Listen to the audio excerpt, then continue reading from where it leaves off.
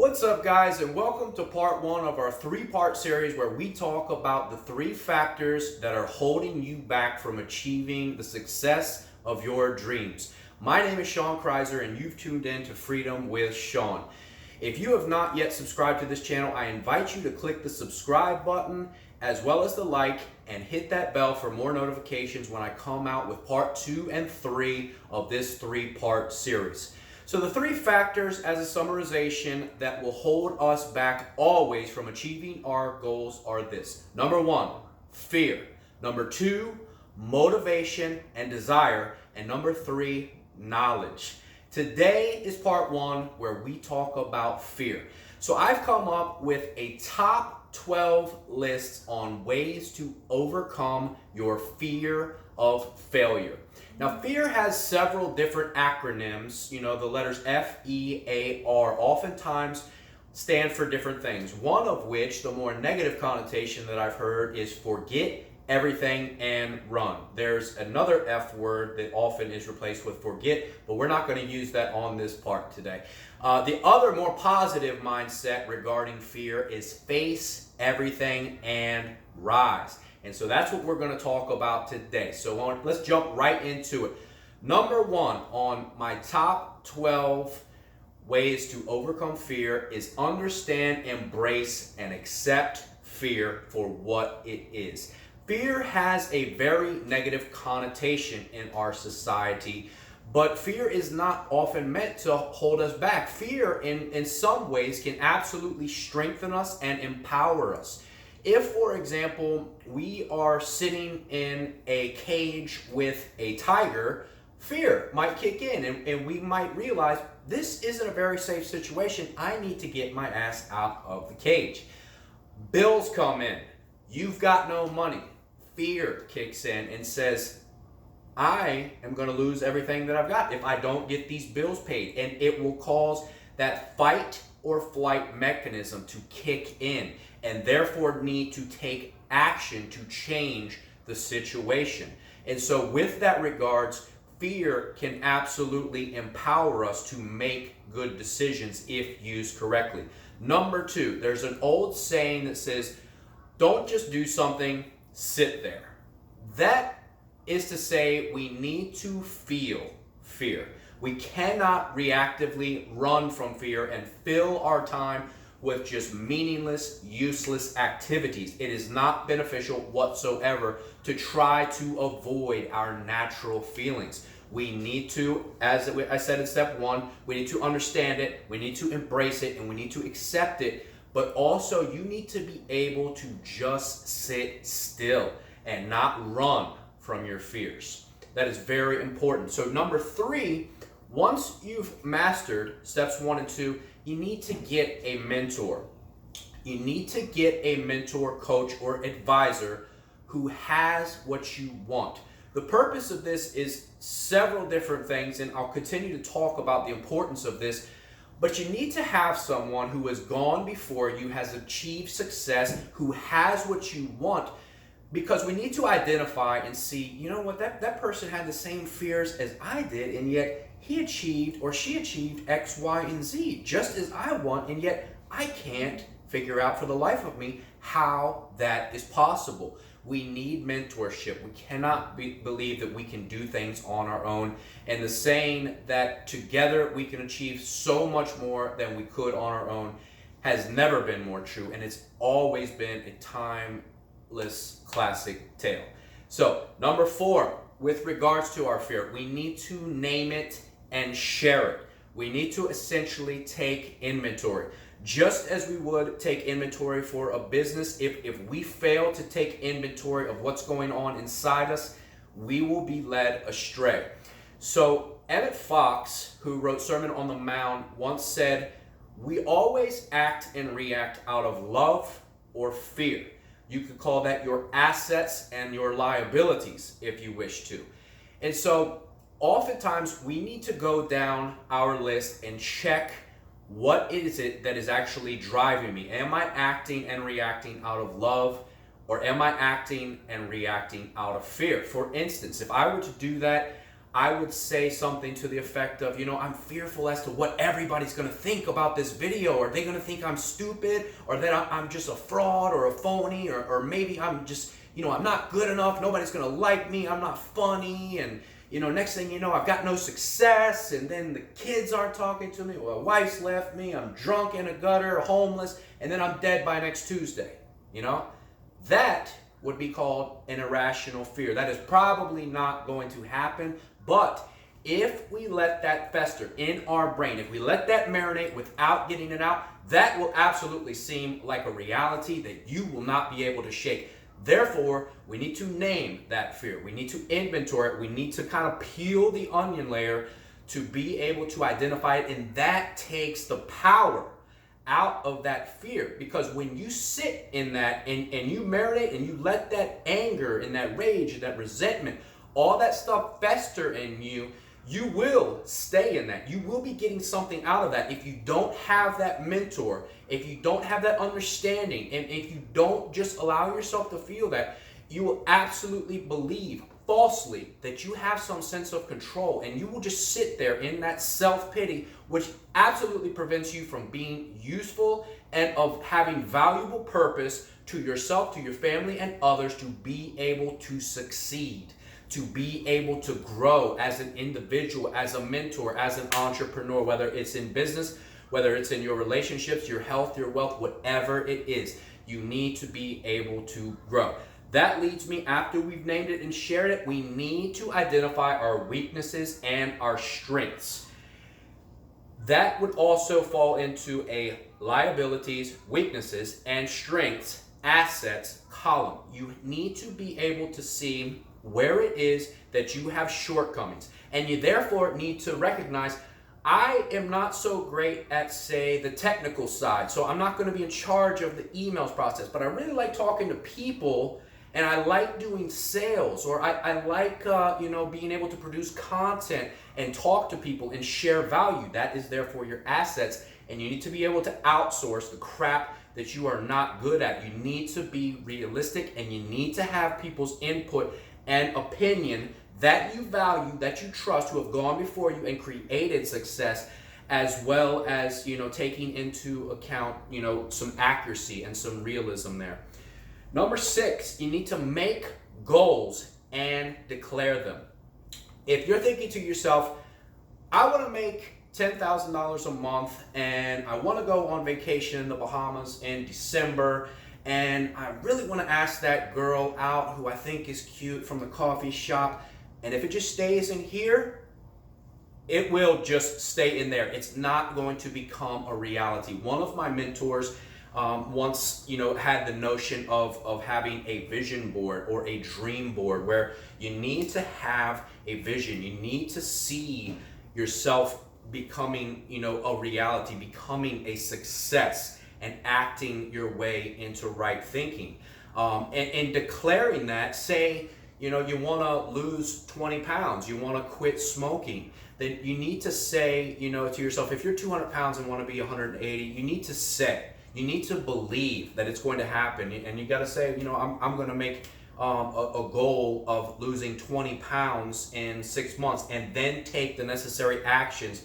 a day at a time to achieve that. If you want to be a non-smoker, you need to declare, no, I don't smoke, I don't drink, I don't do X, Y, and Z. I'm actually an entrepreneur, and I'm starting a business in which I'll be able to help you down the line. So then this leads to number 7.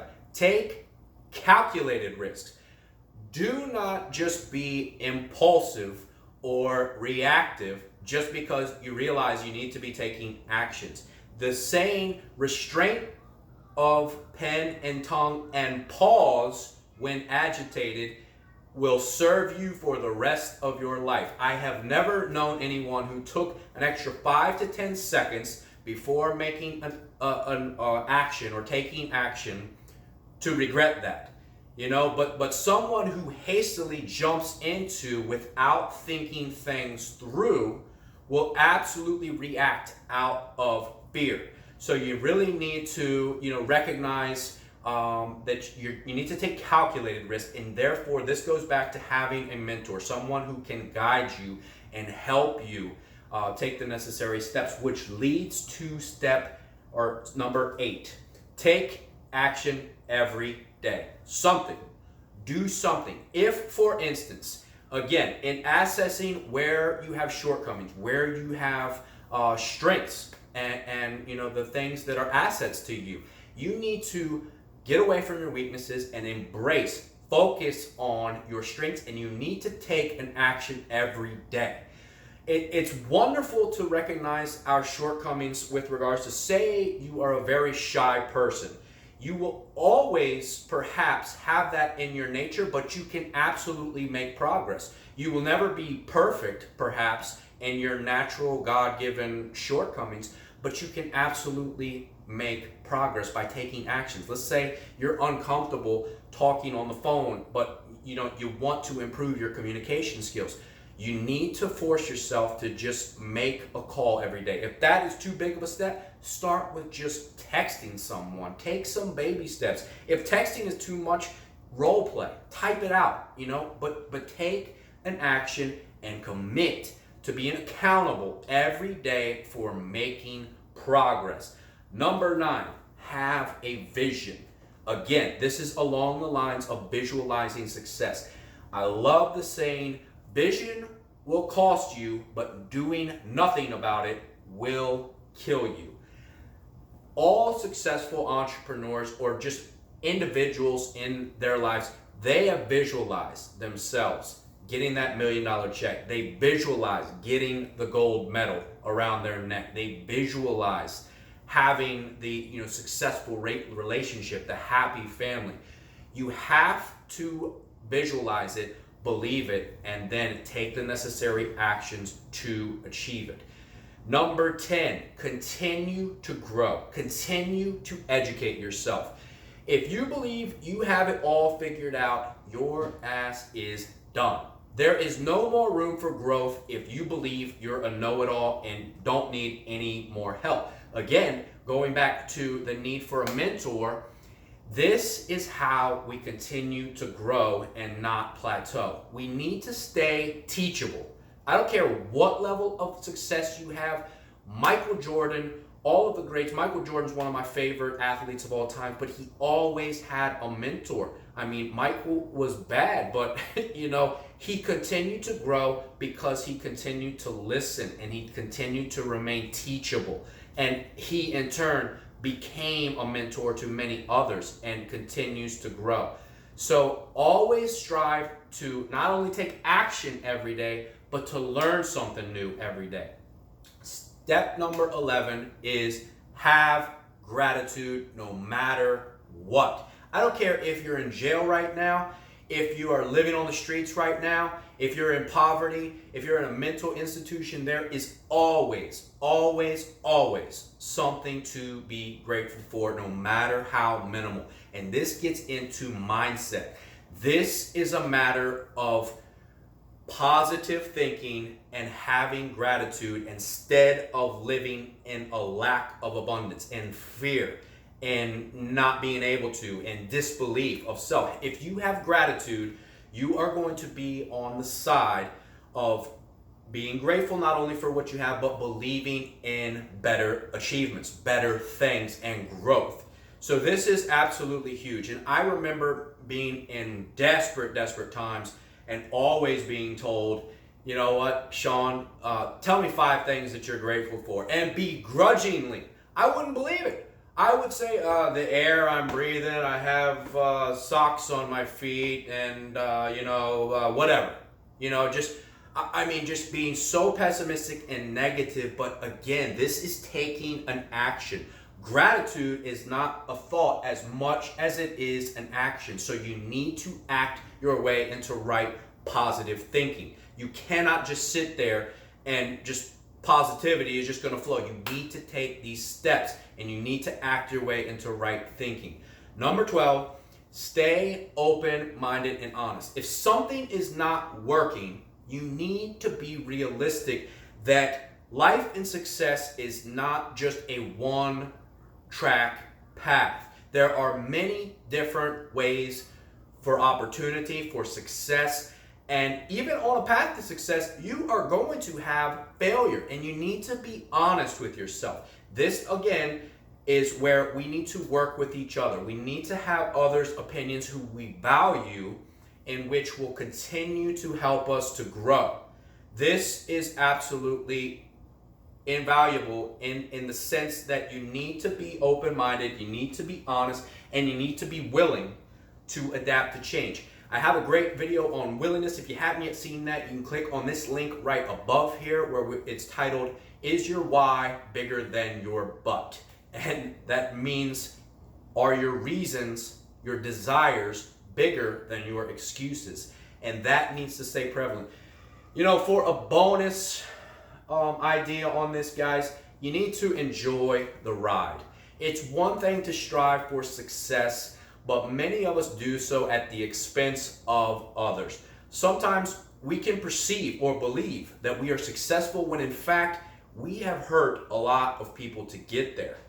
And that is not success to me. If you just reach your intended goal of, say, getting $1 million in a year, but along the path you sacrificed everything and your kids aren't talking to you for 3 months and your wife's sleeping with the neighbor and the dog doesn't want to even go for walks for you, I don't know that that's success.